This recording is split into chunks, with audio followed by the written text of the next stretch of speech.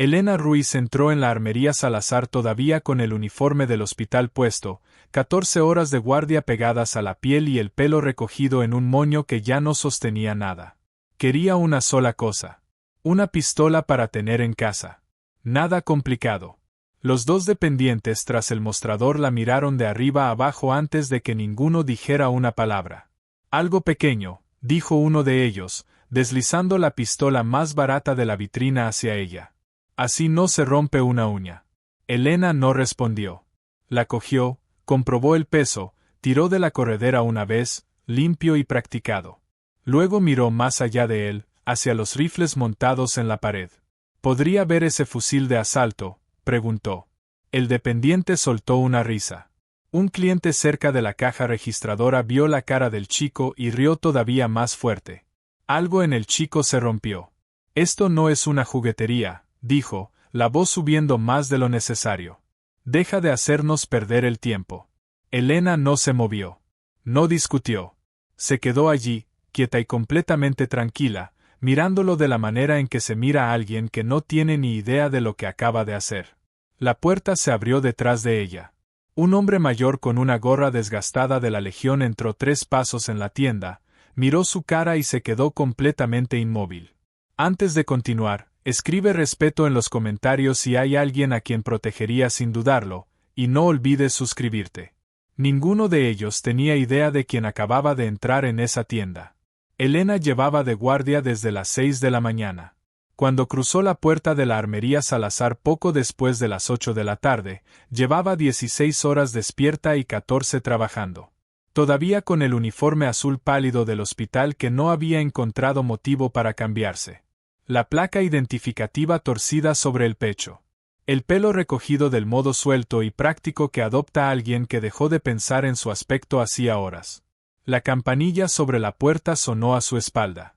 No se detuvo en la entrada como hacen algunos clientes primerizos, contemplando los rifles en la pared del fondo o las vitrinas de pistolas dispuestas como joyas. Caminó directa hacia el mostrador con el propósito concreto y sin prisa de alguien que ya sabía exactamente lo que quería y no tenía intención de alargar la visita más de lo necesario. Quería una pistola, algo fiable, algo para la casa, algo que pudiera guardar en un cajón y esperar no tener que usar nunca. Eso era todo. Nada más complicado que eso. La tienda estaba tranquila a esa hora, el silencio particular y asentado de una armería de pueblo un martes por la noche. Un hombre mayor curioseaba entre los rifles del fondo con la atención paciente de un habitual que no tenía prisa alguna, y 2 jóvenes tras el mostrador se enderezaron cuando sonó la campanilla, del modo en que se endereza cualquier empleado ante quien entra. Aunque el gesto no duró mucho una vez que la miraron de verdad. Iván tenía 23 años, delgado, con esa confianza fácil que viene de trabajar en un sitio donde uno se cree experto y rara vez tiene motivos para que le corrijan. Marcos era un año más joven, más callado, del tipo que ríe lo que ríe Iván medio segundo después de que Iván lo haga. Ninguno de los dos era cruel por naturaleza. Simplemente eran lo bastante jóvenes y estaban lo bastante cómodos tras ese mostrador como para que una mujer cansada con uniforme de hospital, entrando casi al cierre, no les pareciera alguien que pudiera saber exactamente lo que estaba pidiendo. Iván le preguntó qué buscaba y Elena respondió con claridad. Una pistola, algo fiable, defensa personal. Nada del otro mundo. Él asintió. Cogió sin pensarlo demasiado la pistola más barata de la vitrina y la deslizó hacia ella con esa sonrisa levemente condescendiente de un hombre que había hecho esa misma recomendación a una docena de mujeres cansadas antes que ella. Algo pequeño, dijo, mirando sus manos. Así no se rompe una uña. Marcos rió, rápido y automático. El hombre mayor junto a los rifles alzó la vista un instante antes de volver a lo suyo. Elena no respondió. Cogió la pistola y le dio la vuelta una vez en la mano, comprobando el peso del modo en que se comprueba algo que se ha sostenido 100 veces antes. Y entonces tiró de la corredera con un movimiento limpio y seguro, revisó las miras, sacó el cargador vacío y lo volvió a encajar con la economía de movimientos de alguien que no tenía nada de descuidado. La sonrisa de Iván vaciló ligeramente, aunque él todavía no supiera bien por qué. Elena dejó la pistola de nuevo sobre el mostrador con suavidad y miró más allá de él, hacia la pared de rifles montados detrás de la caja, sus ojos posándose en uno en particular con la misma atención pausada que había dedicado un momento antes a la pistola. ¿Podría ver ese fusil?, preguntó. La pregunta cayó en la tienda con más peso del que debería, y el gesto de Iván pasó de la confianza a algo bastante menos seguro en cuestión de segundos. Miró hacia la pared, luego de nuevo a Elena, como si estuviera recalculando algo sobre aquella mujer cansada en uniforme que su primera impresión no había tenido en cuenta. Un cliente cerca de la entrada, un hombre que Elena no había notado al entrar, esperando junto a un expositor de munición, captó la vacilación en la cara de Iván y soltó una risa corta y afilada. De esas que cuestan más a un hombre delante de su compañero que a nadie más en la sala. Marcos también rió, y algo se tensó en el pecho de Iván al verse pillado por una pregunta que no esperaba y para la que no tenía respuesta preparada. Lo cubrió del único modo que sabía, que era convertir el momento en un problema de ella y no suyo. «Esto no es una juguetería», dijo, la voz subiendo más de lo que la tienda realmente necesitaba, lo bastante fuerte para llegar hasta los pasillos del fondo. «Deja de hacernos perder el tiempo».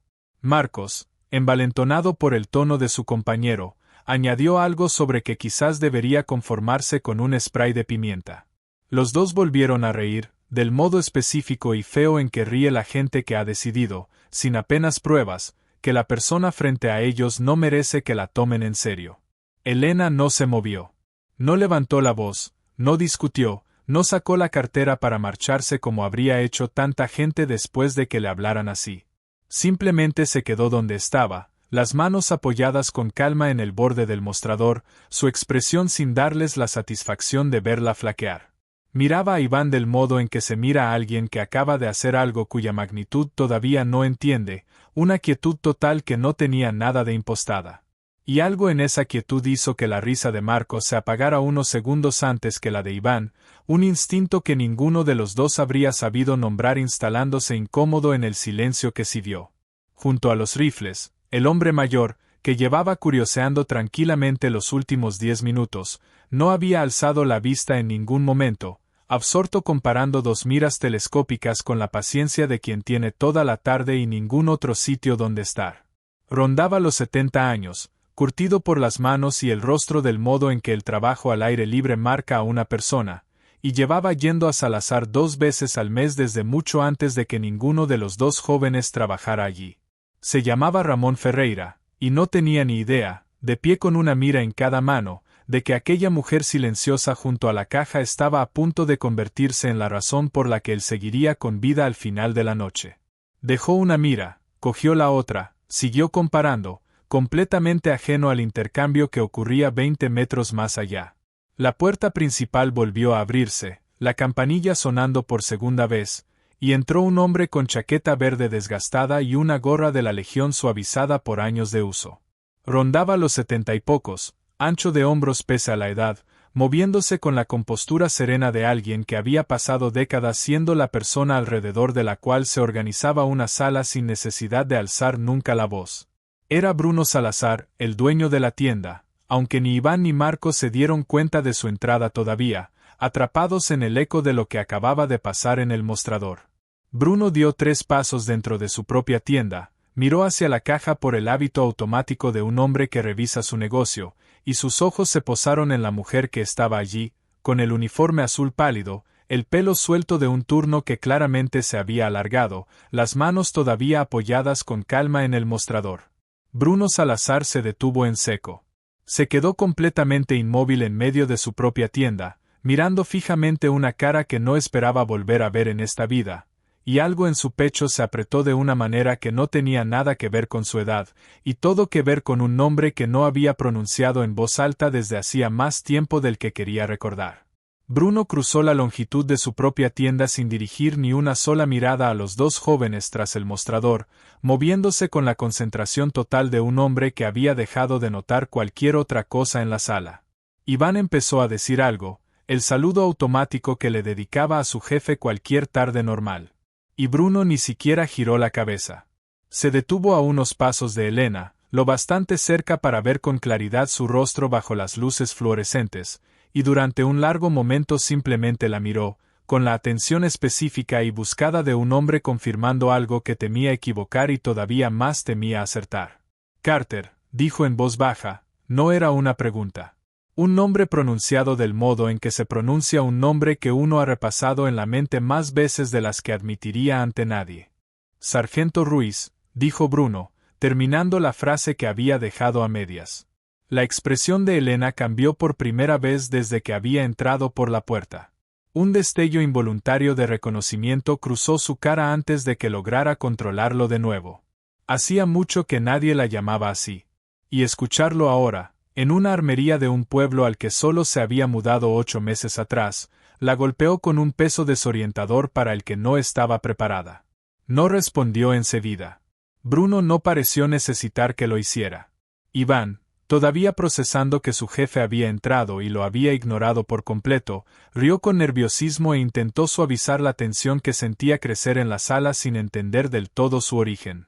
«¿La conoces, Bruno?», dijo, forzando una ligereza que no llegó a ningún sitio cercano a donde pretendía.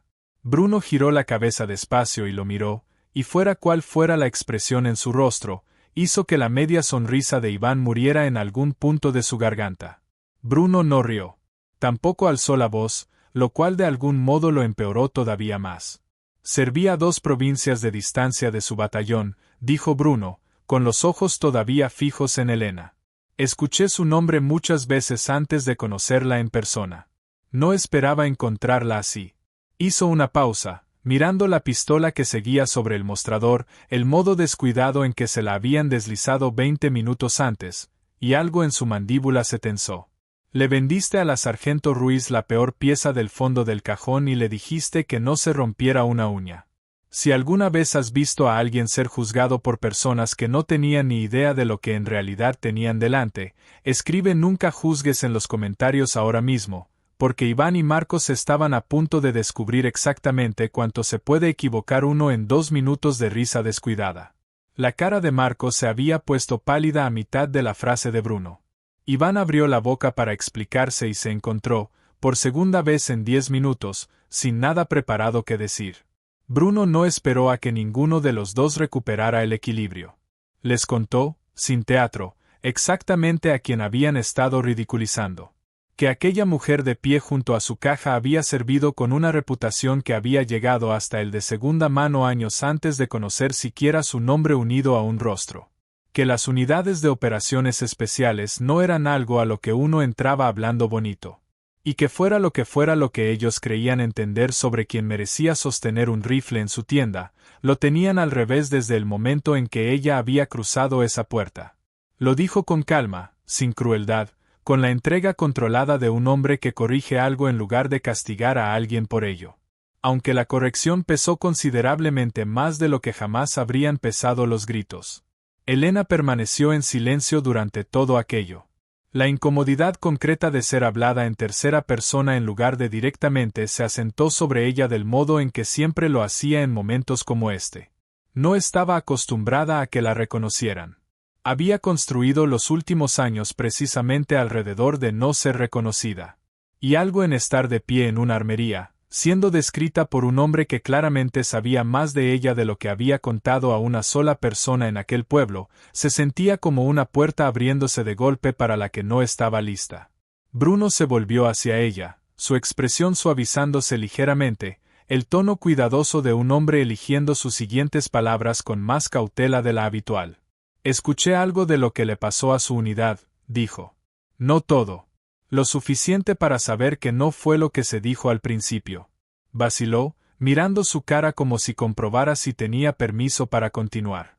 La pausa concreta e inconfundible de alguien que entendía que estaba al borde de algo que no era del todo suyo para hablar. Escuché que hubo una entrada que salió mal. Escuché. Se detuvo ahí, la frase colgando sin terminar en el aire entre ambos, y Elena sintió como toda la atención de la tienda se posaba sobre esa pausa sin que ninguno de los dos dijera una palabra más. Fue Ramón Ferreira, a 20 metros de distancia junto a los rifles, quien rompió el silencio primero, aunque no con nada que pretendiera decir. Soltó un sonido pequeño y extraño, nada parecido a una palabra, y la mira que sostenía se le resbaló de la mano y golpeó contra la estantería. La cabeza de Elena giró hacia el sonido antes de que su mente consciente terminara de registrar lo que había escuchado. El mismo reflejo automático que una vez la había convertido en las manos más rápidas de su pelotón. Y lo que vio al otro lado de la tienda detuvo por completo el aire en su pecho. Ramón había caído sobre una rodilla. Su mano derecha aferrada al borde de la estantería, buscando un equilibrio que no terminaba de sostenerse. Y el lado derecho de su cara se había aflojado de un modo que hacía que toda la forma de su rostro pareciera equivocada, la boca cayendo hacia un lado mientras intentaba, sin conseguirlo, decir algo que solo salía como un sonido arrastrado y roto. Iván y Marco se quedaron completamente paralizados, la parálisis específica e inútil de quien se encuentra ante una emergencia para la que no tiene ningún marco de referencia. Bruno dio medio paso adelante con las manos ya extendidas hacia nada, su propio instinto 30 años fuera de práctica para una crisis exactamente así. Elena ya se estaba moviendo antes de que ninguno de los dos hubiera terminado de procesar lo que tenían delante. Cruzó la tienda en segundos, se dejó caer al nivel de Ramón y empezó a hablarle con una voz que no tenía nada de la reserva tranquila que había mantenido durante todo el encuentro en el mostrador.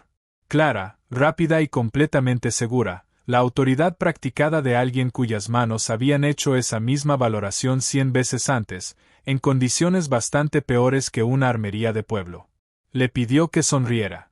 Medio rostro no se movió. Le pidió que levantara ambos brazos. Uno cayó antes de que pudiera mantenerlo en alto. Dijo en voz alta, sin levantar la vista, exactamente lo que necesitaba. Alguien que llamara a una ambulancia de inmediato. Alguien que anotara la hora. Alguien que se apartara y le diera espacio. Y el cambio total y específico en su voz, de la mujer que había permanecido en silencio junto al mostrador 20 minutos antes a la persona que ahora dirigía una emergencia, dejó helada a cada persona en aquella tienda. Bruno agarró el teléfono y marcó con las manos no del todo firmes. Iván permaneció paralizado cerca del mostrador, mirando a la misma mujer a la que le había dicho que dejara de hacerles perder el tiempo menos de media hora antes, ahora la única persona en el edificio que tenía idea de qué hacer. Y Elena, arrodillada en el suelo junto a un hombre al que no conocía hasta esa noche, seguía hablándole a Ramón con la misma voz baja y firme, contando los minutos en su cabeza del modo en que siempre lo hacía, viendo cómo toda la forma de la noche se reorganizaba alrededor de un ictus que nadie en aquella sala había visto venir. Le hizo preguntas sencillas, su nombre, la fecha, que había desayunado, no porque las respuestas importaran, sino porque mantener su mente activa sí importaba. La técnica específica y practicada de alguien que entendía que una persona luchando por mantenerse orientada necesitaba algo a lo que aferrarse además del miedo que se cerraba a su alrededor. La ambulancia llegó 9 minutos después de la llamada de Bruno, y Elena entregó a los sanitarios su valoración en el lenguaje breve y completo de alguien que había hecho 100 entregas como esa antes de esta. Hora de inicio, síntomas observados, el lado específico del cuerpo afectado, constantes vitales que había seguido sin más equipo que sus propias manos y su propio conteo. El sanitario al mando alzó la vista una vez, a mitad de su informe, con la mirada particular de un profesional reconociendo a otro en una sala que no le había dado ningún motivo obvio para esperarlo. Se llevaron a Ramón en camilla, y mientras lo empujaban frente a ella, él estiró la mano que todavía funcionaba por completo y apretó sus dedos un instante, los ojos húmedos, la boca todavía sin cooperar lo suficiente para formar las palabras que claramente intentaba decir. Elena le devolvió el apretón y le dijo que había hecho todo bien. Entonces las puertas se cerraron y la ambulancia se alejó, sus luces barriendo de rojo y azul el escaparate de una tienda que había quedado casi en completo silencio. Si alguna vez has visto a alguien pasar de invisible a imprescindible en el espacio de 90 segundos, escribe nunca juzgues en los comentarios ahora mismo, porque Iván estaba a punto de hacerle a Elena la pregunta que debería haber hecho antes de que ocurriera todo lo demás. La adrenalina que había sostenido los últimos minutos empezó a drenarse lentamente de la sala, sustituida por el silencio incómodo y específico de gente recalculando todo lo que creía entender sobre la última media hora. Bruno colgó el teléfono y exhaló por completo, como si fuera la primera vez desde que había cruzado su propia puerta. Marcos volvió de la entrada trasera y se quedó cerca del mostrador sin saber muy bien dónde colocarse. Iván todavía tenía las toallas dobladas en las manos, olvidadas ya, y miró a Elena con una expresión que había perdido todo rastro de la confianza descuidada que llevaba puesta cuando ella entró. Dejó las toallas despacio. «Lo siento», dijo, y la voz le salió más áspera de lo que pretendía. La entrega específica y poco practicada de alguien que no suele disculparse y no sabe hacerlo con soltura. «Por lo que dije, por todo». Elena lo miró un momento y le dijo que no pasaba nada. No porque fuera del todo cierto, sino porque aferrarse a ello no iba a cambiar nada de la última media hora, y ella nunca había sido de las que gastan energía en rencores que no sirven para nada. Iván asintió, algo de la tensión abandonando sus hombros. Y entonces hizo la pregunta que claramente había estado esperando desde que Bruno pronunció su rango en voz alta. «¿Puedo preguntarte algo?», dijo, más bajo ahora, sin nada de su bravuconería anterior. «Eras de operaciones especiales. ¿Por qué te fuiste, si no te importa que pregunte?». La pregunta cayó en la tienda con un peso distinto al de todo lo anterior. Elena sintió esa opresión familiar y desagradable que siempre aparecía cuando alguien le preguntaba directamente, en lugar de rodear el tema como hacía la mayoría cuando intuía que había algo debajo de la superficie. Bruno, de pie a unos pasos, no se apresuró a suavizarlo ni a desviar la conversación, aunque algo en su expresión decía que ya sospechaba parte de la respuesta. Simplemente esperó, con la misma paciencia inmóvil que había mostrado desde que pronunció su nombre por primera vez, dándole el espacio para responder o no sin presión alguna. Elena abrió la boca para responder con la versión corta que había usado 100 veces antes, la desviación limpia y practicada que satisfacía a la mayoría y cerraba la conversación antes de que fuera a ningún sitio real. Razones personales. Necesitaba un cambio. Quería algo más estable. Las palabras estaban ahí, gastadas de tanto uso, y había dicho alguna versión de ellas a casi todo el mundo que se lo había preguntado, incluyendo al puñado de personas en aquel pueblo que sabían que había servido. No las dijo. Se quedó de pie en medio de una armería con el olor a aceite y café todavía en el aire, un número de tensión arterial ajeno todavía rondando su mente por pura costumbre. Y algo en la última media hora, en la mano de Ramón apretando la suya, en Bruno pronunciando su rango real en voz alta por primera vez en mucho tiempo, en el agotamiento total de sostener durante años una versión de sí misma que nunca había terminado de encajar, hizo que la desviación practicada le pareciera de pronto completamente insuficiente para el momento que estaba viviendo. Miró a Iván, luego a Bruno, luego a sus propias manos, tranquilas ahora, las mismas manos que acababan de mantener orientado a un desconocido durante los minutos más aterradores de su vida, y que años antes habían hecho considerablemente menos por alguien que la necesitaba igual de desesperadamente. Por primera vez en todo el día, Elena vaciló. Sacó un taburete de detrás del mostrador y se sentó, no porque sus piernas necesitaran descanso, sino porque algunas conversaciones merecen tenerse sentado en lugar de pie. Y empezó a hablar con una voz considerablemente más baja que la que había usado para mantener a Ramón orientado 20 minutos antes. Ocurrió durante una entrada que salió mal antes de que su equipo llegara a cruzar la puerta, les contó. La información que debía confirmar el edificio vacío llevaba horas desactualizada, y la sala al otro lado de esa puerta guardaba mucha más resistencia de la que nadie les había advertido. Su equipo sufrió bajas en los primeros 10 segundos, y Elena llegó hasta 2 de los suyos antes de que el combate terminara del todo, uno con una herida que podía controlar, otro cuyas lesiones le dijeron, en el instante en que sus manos lo tocaron, exactamente cuán estrecho era el margen real. Tomó las decisiones que toma un sanitario de combate en situaciones así, rápido y sin el lujo de dudar. Consiguió estabilizar al primero lo suficiente para moverlo. El segundo era Mateo Roldán, 23 años, a 3 semanas de volver a casa con una novia cuya foto le había enseñado a Elena más veces de las que podía contar durante aquel despliegue. Trabajó en él de todos modos. Trabajó en él durante todo el trayecto hasta la extracción. No fue suficiente. Su voz se mantuvo firme durante casi todo el relato, el ritmo controlado de alguien que había contado esta historia a comisiones e investigadores tantas veces que la mecánica de narrarla ya no le costaba lo que todavía le costaba el recuerdo real. Les dijo que la investigación la había exonerado por completo. Cada decisión documentada como correcta dada la información disponible en aquella sala. El desenlace atribuido al fallo de inteligencia y no a nada que ella hubiera hecho o dejado de hacer. Dijo que el resultado era exacto. Lo dijo sin amargura porque nunca había dudado de que los investigadores hubieran acertado con los hechos. Entonces les contó la parte que importaba más que cualquier informe. Que quedar exonerada sobre el papel nunca había alcanzado la parte de ella que, en noches tranquilas, seguía repasando los mismos 60 segundos una y otra vez, comprobando cada decisión contra alguna versión de los hechos donde Mateo volvía a casa con su novia después de todo. Les dijo que cargar con algo correctamente documentado como no responsabilidad suya tenía su propio peso particular, uno para el que nadie la había preparado, y que había dejado el ejército 14 meses después, no porque nadie se lo hubiera ordenado, sino porque había descubierto que ya no podía confiar en la parte de sí misma que tomaba decisiones rápidas bajo presión del modo en que antes lo hacía sin cuestionarlo. Bruno guardó silencio un largo momento tras escucharla. Entonces le contó algo que ella no sabía. Que llevaba años una condecoración redactada por sus acciones aquel día, escrita por alguien en su cadena de mando que entendía exactamente lo que había hecho en condiciones que deberían haberlo hecho imposible, y que el papeleo se había quedado atascado en algún punto del proceso, como suele ocurrir cuando la persona ya ha dejado el servicio y no queda nadie empujándolo hacia adelante.